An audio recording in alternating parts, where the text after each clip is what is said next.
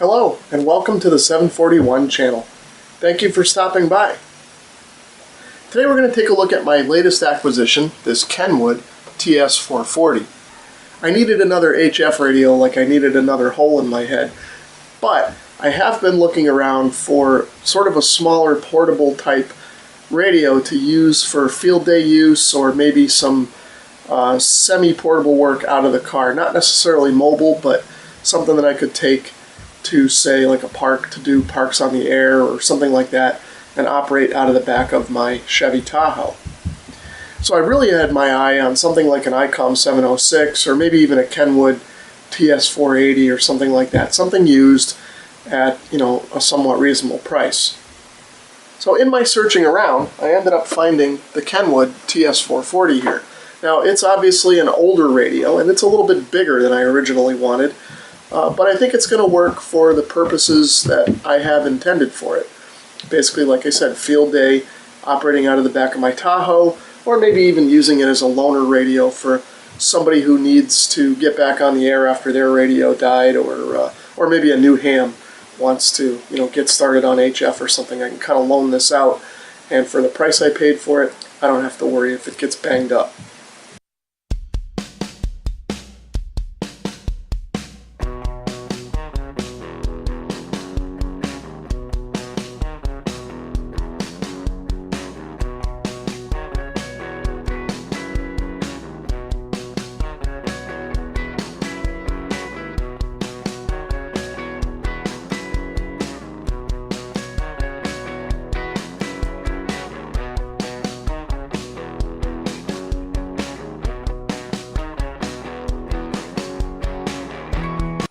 Okay, so here is a Kenwood microphone. Here is a power cable. Looks like it might be the original one that came with this radio. At least it's got a factory style Molex plug.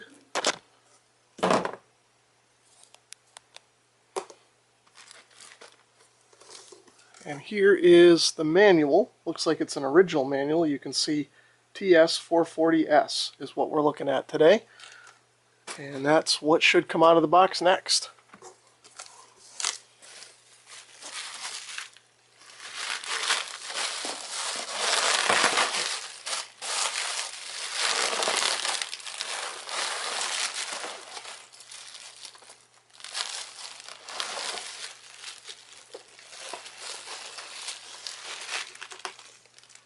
Okay, so there's the radio in the bubble wrap. Let me get the box out of the way here, and we'll take a look at the radio. So here's a look at the radio before we get it powered up or anything like that.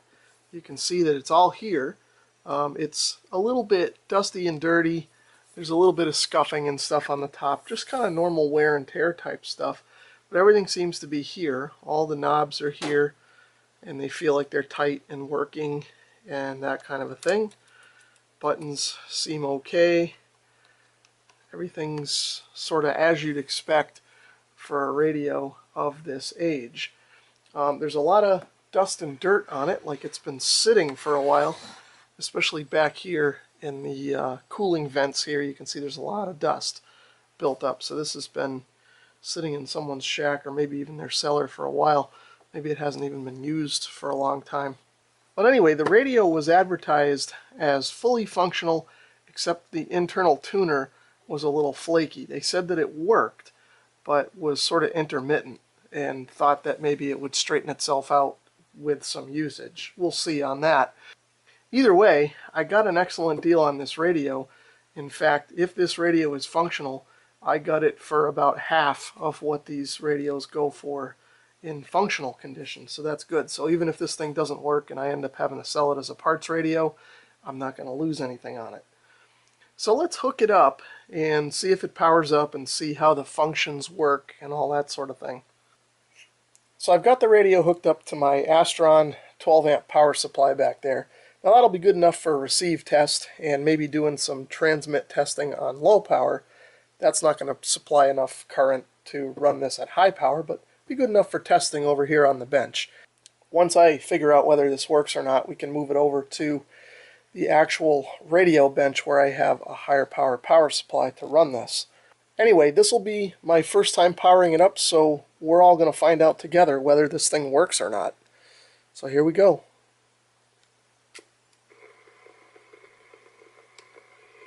And no smoke, so that's a good sign. So let's dive into the radio here a little bit and see what happens. I've never used one of these before myself, so it's going to take me a few minutes to figure out where all the controls are and kind of get it tuned. Mark, very good. You're 5 and 9 with a noisy band here in Florida. I'm just south of Tampa Bay.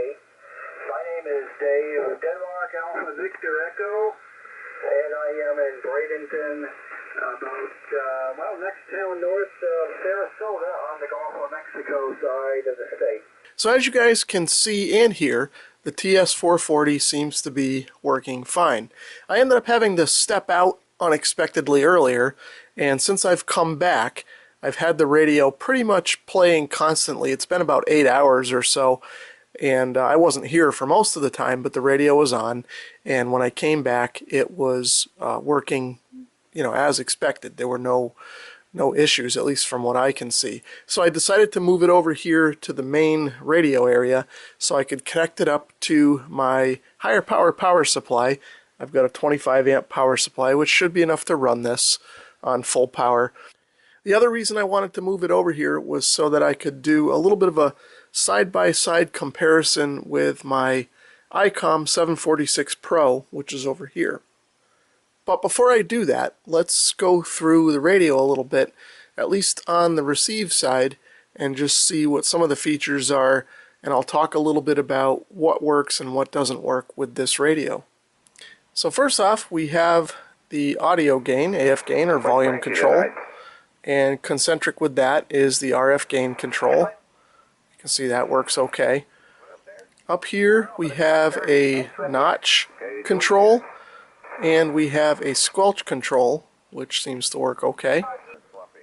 This control here is our RIT, or receive incremental tuning, and transmit incremental tuning, so that we can kind of control the frequency of the receiver without changing the transmitter, or vice versa.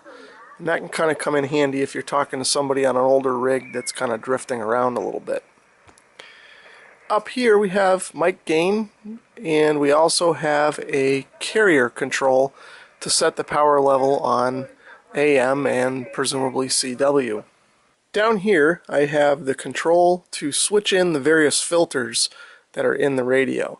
Right now I have the radio in auto mode, and that means the radio will select whichever filter it feels is best for the current operating mode. But you can manually override that by turning the knob. And you can see that there are selections for narrow, medium 1, medium 2, and wide.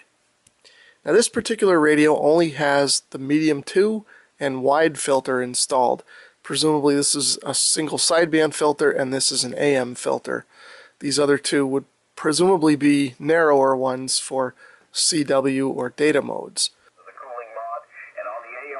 So let's just take a quick look at how those filters work and react with the receiver here.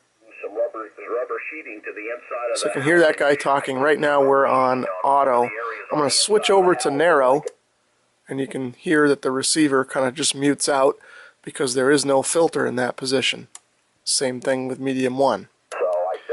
If we go to medium 2, that ends up being the same as the auto because that is the single sideband filter setting. And then if I go over to wide, you can hear that the passband widens out and we get a little bit more signal. Hey, good night, Devin and James. This will be 3 p.m. We'll let you carry on. And just comment that antenna. Did you say number 6? So down here we have some more controls. Over here we have the AGC, which we can switch between fast and slow. Okay. Right now I've got the AGC in slow mode. And what that'll help do is, between transmissions that these guys make, that'll help kind of smooth things out and mute some of the noise. It'll take a little while for the receiver to come back to full sensitivity once that signal kind of disappears. And if those guys kind of key up quickly between each other, I won't hear any static when it's on slow.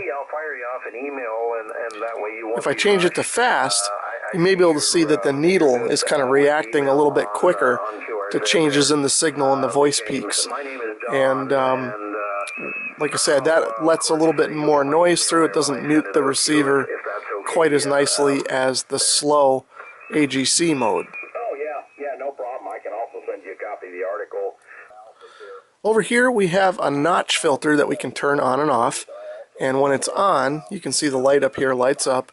And then we can use the notch control over here to kind of control where that notch sort of sits within the passband. And that's helpful for tuning out heterodyne, or maybe somebody tuning up on frequency or something like that. I have the 8410, about a couple years old, maybe a bit more. So you probably can't hear much of a difference as I tune that around. There's a strong signal there and a relatively low noise floor and no real problems on this signal, but the notch filter does seem to work pretty well on this radio. Over here we have the speech processor, which of course is just used on transmit to kind of even out sort of the audio and sort of make it fuller so that when you're working DX or something like that, you kind of average out your audio power a little bit more and hopefully are a little more intelligible. And I guess for kind of local rag chew, you want to turn that off and you'll have a little bit better fidelity.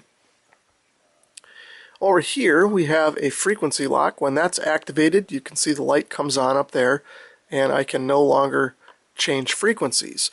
For somebody like me who ends up putting a radio on to listen to and then is kind of moving things around and bumping into the radio at times, that's a handy feature. So now we've come to the band switch. And before I start changing bands here, I'll mention one thing about this particular radio and TS-440s in general. These radios are known to suffer from a condition that generally is called switch bounce. And what happens is when you push the button actually presses more than once, sometimes a few times or sometimes not at all. And it has something to do with the membranes behind the switches not making good contact with the circuit board behind them. It doesn't seem to be a real big issue. You just have to kind of make a few extra button pushes here and be a little light with the touch. The problem can be fixed. It's a little bit involved in taking everything apart and everything like that. So for now, I think I'm just going to leave it as it is, and maybe I'll address it at some point. But just for demonstration purposes, I'll kind of go through the bands. And it seems to be sort of behaving itself now and not bouncing.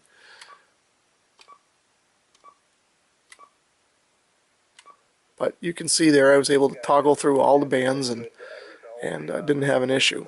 So now if this 1 megahertz button is pushed, you can see the little light lights up here. And activating these buttons, instead of changing through the ham bands, will increment up 1 megahertz at a time. And I'll kind of toggle through and you can kind of see what's going on there. So it just increments up one at a time. And I can obviously go back down as well. And you can see there the ground bounce kind of came into play. It skipped over the 3 megahertz band, so I'll go back up and there we are. The next control up here is the RIT control, and when I activate that you can see that this display lights up and it gives us a displacement amount up here. And when I turn this control, you can hear the receiver sort of change frequency.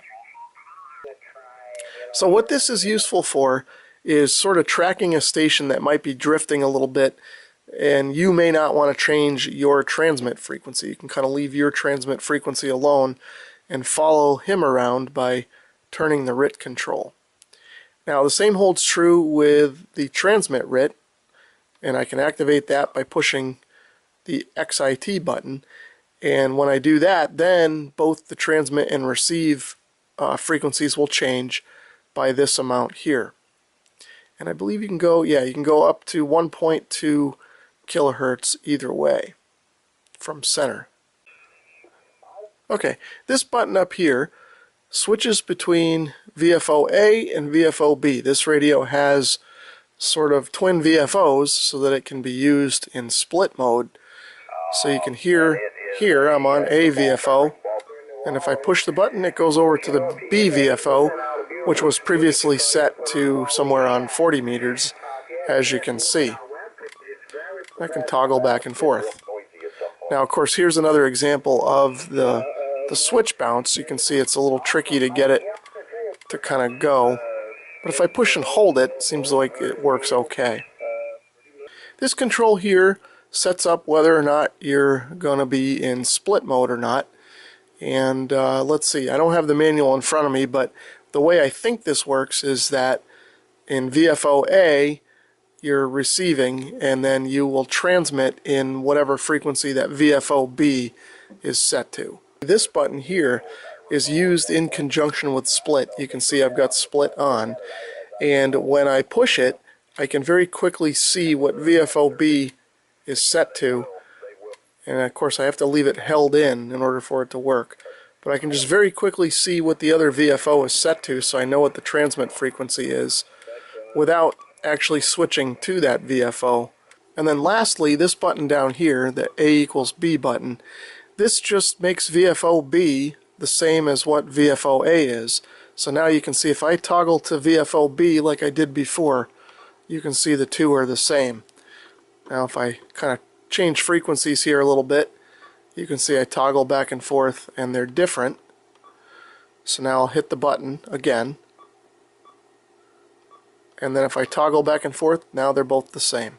So over here we have our mode select switches. We've got lower sideband, which is what we're on now, upper sideband, CW, AM, FM, and FSK.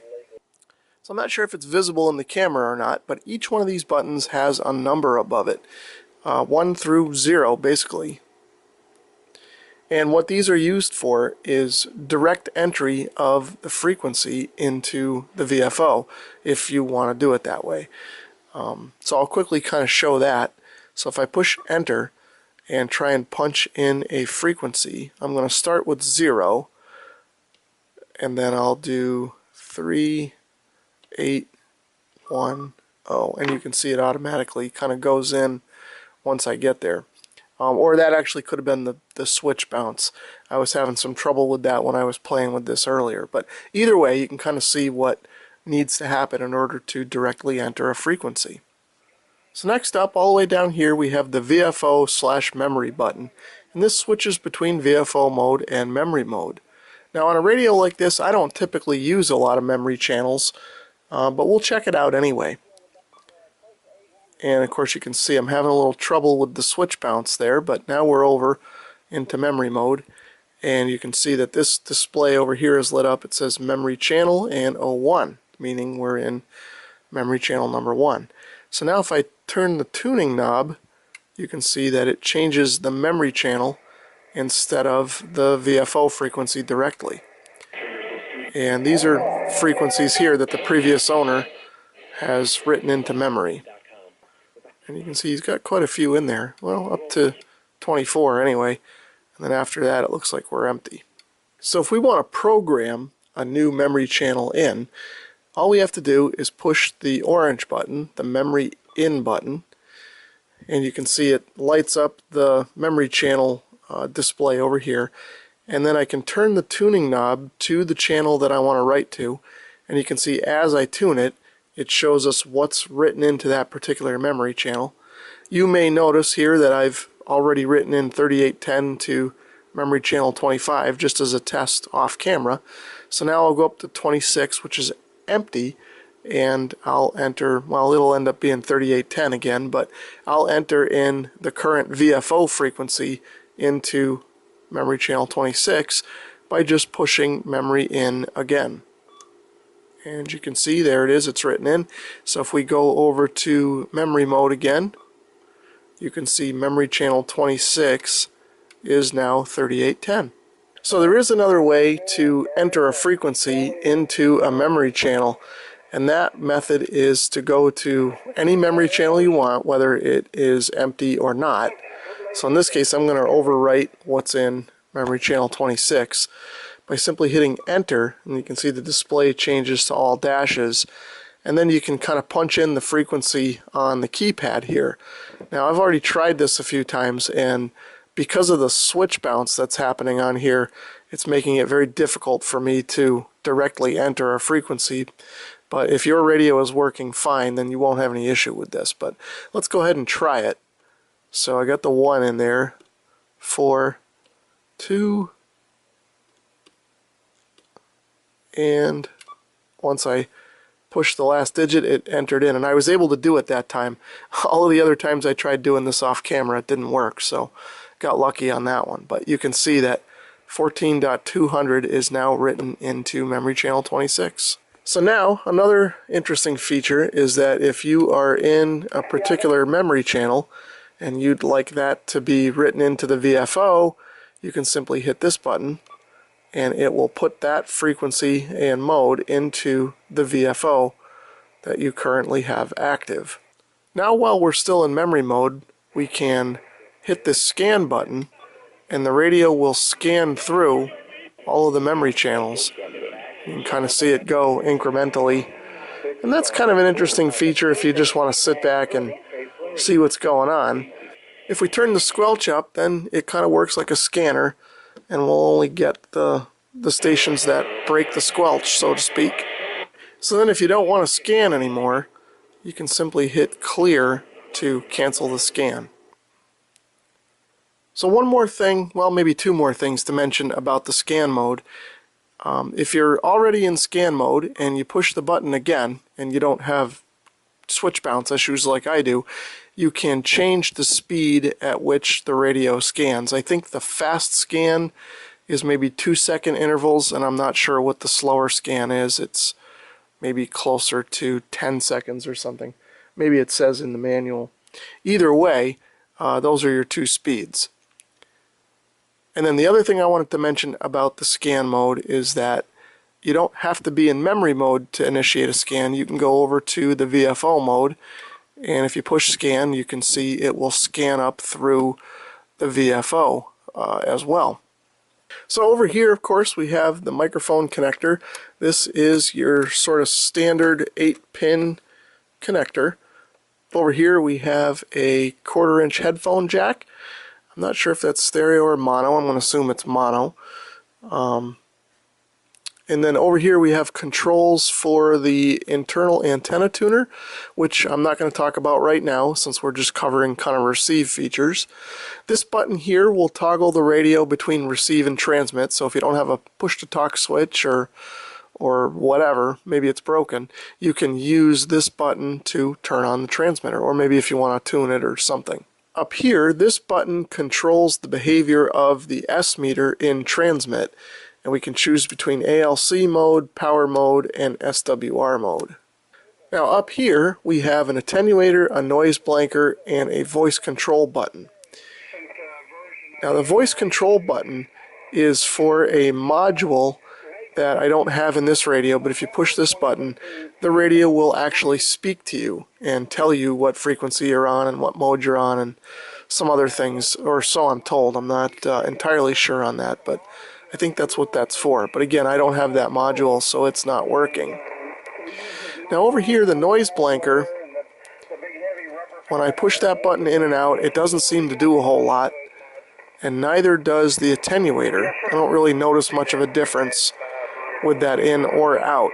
So I'm not sure if all three of these features are included with that voice module that I don't have, or if my particular radio, they're just not working. I'll have to do a little investigation on that. And then of course up here is the power switch, on and off. Up on top of the radio there is a switch, which you guys can't see from where you are right now. But basically this switch controls, in the CW mode, either the semi break-in or full break-in mode, or in phone modes it switches the Vox on and off. Okay, so I've pulled the radio out a little bit so you guys can get a look at the side of it here. You can see there's a carrying handle, so if you wanted to carry this around or use it sort of semi-portable, that makes it easy to do that. And over here on the back you can see that there are some accessory jacks. There is a remote jack, an accessory 2 jack, AFSK in, AFSK out, accessory 3, the antenna jack, and the ground stud. Over on the other side of the radio you can see there are some rubber feet, so if you wanted to stand this radio up on its side, you could do that. Back here we have the Vox controls, the anti-trip delay and Vox gain. Down here we have the accessory 1 jack, we have the key jack, we have an external speaker jack, which you can see I've got something plugged into, and down here we have got the power connector. Here's a quick look at the top of the radio. You can see the heatsink fins in the back. You may be able to see the dust in them from the previous owner. You can see some louvers here. Up here there's some sort of a cover. I'm not sure what's under here yet. Some of you guys probably already know. I'm assuming maybe this is where you would gain access to add and remove the filters that are in the radio. Over here is that CW and Vox control switch that I mentioned a few minutes ago. And I guess that's about it on top of the radio. Just a few scratches from wear and tear over the years. So I'll even let you guys have a look at the bottom of the radio. You can see there's rubber feet on the back, and there's feet up front with this folding wire bail, I'll call it, so that you can prop the radio up or lay it more or less flat if you desire. It looks like there's a cover here that can come off, so I don't know if there's something in here that's accessible or if there's any kind of controls or anything that need to be looked at. Again, I'll have to take a look at the manual. So over here is the serial number and model number nameplate.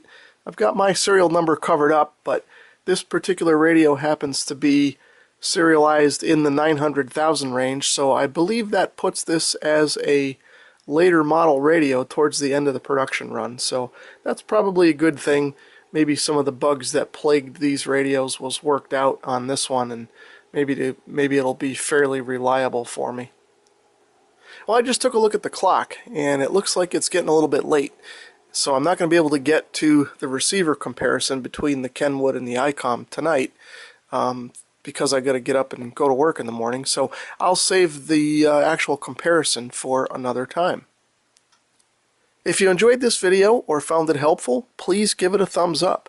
And if you'd like to leave a comment or subscribe, feel free to do that as well. Thanks for watching. Oh, and don't forget, stay tuned for the receiver comparison between the Kenwood and the ICOM. That'll be coming up shortly.